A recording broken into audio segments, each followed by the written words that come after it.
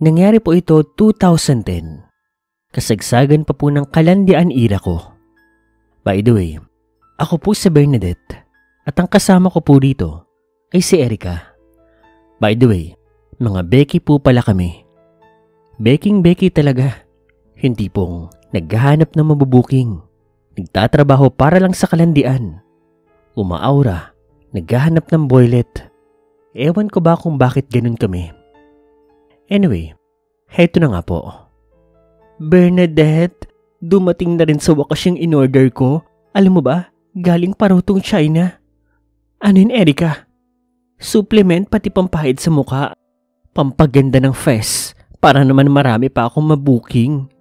Patingin nga, girl. Diyos ko, aprobado ba to ng FDA? Baka mamaya malason ka pa sa supplement na yan. Pati yung pampahid na yan parang chinchansu lang ah. Baka naman imbis na gumanda ka, matsugi pa yung mukha mo. Grabe siya. Hindi naman siguro. Tsaka mukha namang legit yung napag-orderan ko. Kanino mo ba na-order yan? Doon sa isa nating customer sa parlor. Yung Chekwa. Yung babae doon? Hindi. Yung bakery na in-check. Talaga ba? Magkano naman yan? May kamahalan pero pang 3 months na to. 90 pieces sa supplement tapos marami naman tong pampahid na to. Gusto mo i-try? Ay nako Erica, tigil-tigilan mo ko dyan. Kontento na ako sa festlock ko. Isa pa, may boyfriend naman ako. Kontento na ako sa dumidilig sa akin. Hindi ako katulad mo na ayaw pumasok sa relasyon tapos gusto gabi-gabi. Iba ang dumidilig. Nagtataka nga ako sa'yo kung paano mo nagagawa yun. Diyos ko, hindi ba sumasakit yung puwet mo? Hoy girl, maghunos dili ka nga dyan. Grabe na yung bunganga mo ha. Inggit ka lang kasi maraming dumidilig sa akin. Kumpara sa'yo, na isa lang, si Baby James lang. At bakit naman ako maiinggit sa'yo? Sa amin, may pagmamahalan. Sa'yo, wala. Ouch! Grabe ka sa akin sis. Ganoon talaga kami mag-usap ni Erica. Si Erica ay best friend ko. Sa trabaho, sa buhay, sa lahat. Parehas kasi kami nito na pinagdaanan. Tinaboy ng pamilya dahil mga bakla kami.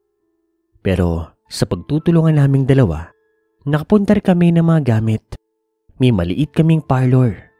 At marami kaming customer. Sa katunayan, may mga tauhan na nga kami noon. Tatumbading. At kahit papaano, malakas-lakas din po talaga ang parlor namin. Lumipas po ang 1 linggo. Napansin ko po na parang blooming si Erica. Bes, ang ganda naman ng mukha mo. Ano yan? Dilig ba yan? Hay nako. Sabi ko naman sa'yo, effective yung supplement pati yung pampahid. You wanna try? Ay, ayoko no. Mamaya may side effect pa yan. Girl, nasa harapan mo na ngayong ebidensya. Ito lang naman yung ginagamit ko. Pero in fairness sis, ang ganda ha. Sinabi mo pa. Try mo na kasi. Saka na. Titingnan muna kita kung baka mamaya sa una-una lang pala yan. Ikaw rin, baka sa sobrang ganda ko maago ko pa si Baby James mo. Gaga, sira ka talaga. Bukod din po doon, gabi-gabi, lumalabas ang bakla. Ibig sabihin kapag ganoon, malakas ang booking. Iba-iba ang nakakapartner. Bentang-benta. Lumipas po ang 1 buwan. Napapadalas po ang hindi pagpasok ni Erica sa aming parlor. Bihira na kami makita noon kasi abalang-abala siya sa gabi. Marami siyang pinupuntahan. Tapos yun nga, naiiwan lang siya doon sa bahay namin, sa kwarto niya. At sa umaga naman, busy rin naman ako. Tapos sa gabi, sa kwarto lang din naman ako, kasama yung boyfriend ko. Pero nung araw po na iyon, hindi na ako nakatiis. Pinuntahan ko na po siya sa kanyang kwarto. Erica, bes, may dala akong food oh. Kamusta ka? Pagkita ko, nasa higaan po siya. Nilapitan ko po ito. Mukhang maputla. Parang namayat nga rin Pagkapa ko sa kanyang liig. Bes, nilalagnat ka. Grabe ang taas oh. Ah, ba- pagod lang siguro, bes. Papahinga lang ako. Uminom ka na ba ng gamot? Hindi pa nga eh. Sandali, kukuha kita. Mabuti na lang, lugaw po yung dala ko. Sinubuan ko muna si Erica. Tapos, pinainom ko rin siya ng gamot. Ano ba nangyari sa'yo? Diyos ko ka. Tingnan mo yung mukha mo. Ang ganda-ganda mo nung nakaraan pero ngayon, para ka nang lumosyang. Pagod lang, bes. Ito naman, na-overpatig lang. Overpatig ka dyan. Hindi ka nga nagpapapasok nung nakaraan eh. Tapos sa gabi wala ka rin. Ano bang pinagkaabalahan mo nung nakaraan? Wala naman. Magpapahinga muna ako, bes ha. Bukas na okay na ako. Salamat ha. Okay, sige. Kapag may kailangan ka, nandyan lang kami sa kabila ni James ha. Kato ka lang, o kaya tawagan mo kami. Sige, bes. Kinabukasan po, pagkagising ko, pinasok ko po ang kwarto ni Erica at laking gulat ko na lamang nang si Erica po ay nagbago ang itsura. Yung mukha niya nagsimula na pong magsugat-sugat tapos may mga kaunting nana. Bes, anong nangyari sa'yo? Si Erica po nun, hinang-hina, ni hindi na makapagsalita. Tapos, namayat na rin po. Hindi ko na hinintay ang permiso niya. Agad-agad, pinabuhat ko po siya kay James. Dinala po namin siya sa ospital at lahat ng test, pinagawa po namin sa mga doktor. Makalipas po ang ilang minuto, nagtaka na lang kami sa sinabi ng doktor. Base raw sa test results, normal lang lahat. Organs, dugo. Sinek nga rin kung may sexual transmitted disease yung kaibigan ko. Pero wala. Pero nasabi ko naman yung tungkol doon sa supplement, pati doon sa pinapahid. At ang sabi ng doktor, baka nga doon daw. Dahil doon, nagbigay ng gamot yung doktor. Antibiotic, pati mga pampahid sa muka. At pinapili kami kung gusto raw ba naming magpa-confine o umuwi na. Tinanong ko po si Erica kung ano ang gusto niya. At ang sabi naman niya, gusto na raw niyang umuwi. Kaya syempre sinunod ko siya. Ngunit sa paglipas pa po ng mga araw, mas lalong lumala ang nangyayari kay Erica.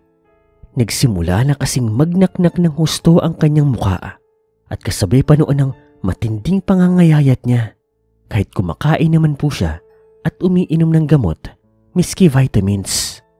Yung ganda po ni Erica ay bigla pong napalitan. Nagpa-second opinion nga kami. Third opinion, iba't ibang doktor at mga ospital ang pinuntahan namin. Pero iisa lang sila ng sagot. Sugat lang sa mukha. Normal lang lahat kay Erica. Sa mga sandali po na iyon, hindi namin malaman kung maiinis ba kami. Hanggang yung isa sa mga tauhan ko doon sa parlor, may sinabi sa akin, Ate, what if kaya punta kayo sa lolo ko? Albularyo kasi yun eh. Baka masagot niya yung nangyayari kay Ma'am Erica. Albularyo? Di ba sabi nyo, dinala nyo na sa mga ospital pero wala naman nakita. Try nyo sa albularyo. Baka may nangyari kay ate na hindi mapaliwanag ng siyensya. Sa totoo lang po, hindi ako naniniwala sa mga ganoon.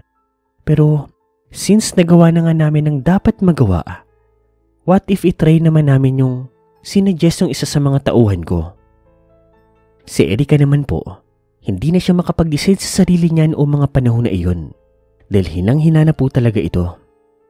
Agad-agad po, sinamahan kami ni Budang doon sa lolo niya at sa pagdating po namin doon, agad pong nataranta ang lolo niya at inalalayan pa kami makapasok doon sa loob ng bahay nito.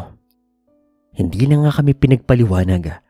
Nagsagawa na kaagad ng orasyon ng matanda kay Erica. May kung ano-anong usok, damo, buhangin, dasal, tubig at kung ano ang pinahid at binuhos kay Erica. Hanggang sa maya-maya, nawalan po si Erica ng malay at pinahiga doon sa may kawayan na papag. May kaaway itong... Sandali, Binabae ba ito? Opo. May kaaway itong binabae na ito. May nagpabarang sa kanya. May nakarelasyon siyang isang lalaki na may pamilya na. At ang asawa ng lalaki ang nagpabarang sa kanya. Balak siyang patayin. Gusto ng babae na pagdusahin niya ang lahat. Ngayon, anong gusto niyong gawin? Anong gustong gawin po? Hindi po namin kayo maintindihan. Gusto niyo bang kausapin ko ang nagpabarang sa kanya? O gusto niyong ibalik ko sa nagpabarang ang sumpang binigay niya dito? O kung gusto niyo, pagagalingin ko lang itong binabae. Ang problema nga lang doon baka bumalik lang ang barang. Baka kasi ipabalik lang ito noong nagpabarang. Ganoon kasimple. 3 ang pagpipilian nyo. Sa mga sandali po na iyon, bigla pong nagising si Erica. Tanggalin nyo na lang po ang sumpa sa akin. Ako na pong bahalang mag-ayos ng problema ko. At dahil yun nga po ang sinabi ni Erica, sinunod naman ito ng albularyo. Hindi po naging madali pero nagawan po ng paraan ng albularyo at tunay nga pong napagaling niya si Erica. 2 araw ang lumipas para pong hinipan ng hangin si Erica. Gumaling ito. Para nga pong hinanginan yung katawan niya. Habang yung mukha naman niya, oo may sugat pa rin pero makikita mo nagbago na. Sa mga sandali naman na yun, inamin niya po sa akin ng lahat na naging kabit nga raw talaga siya. Kaya nga raw siya naging abala noong mga nakaraang araw. Sa mga sumunod pong na araw, mas umokay na po ang lagay ni Erica. Nagpasama nga siya sa akin. Nakipagkita kami doon sa nagpabarang sa kanya. Humingi ng tawad si Erica. Hindi po siya nito pinatawad.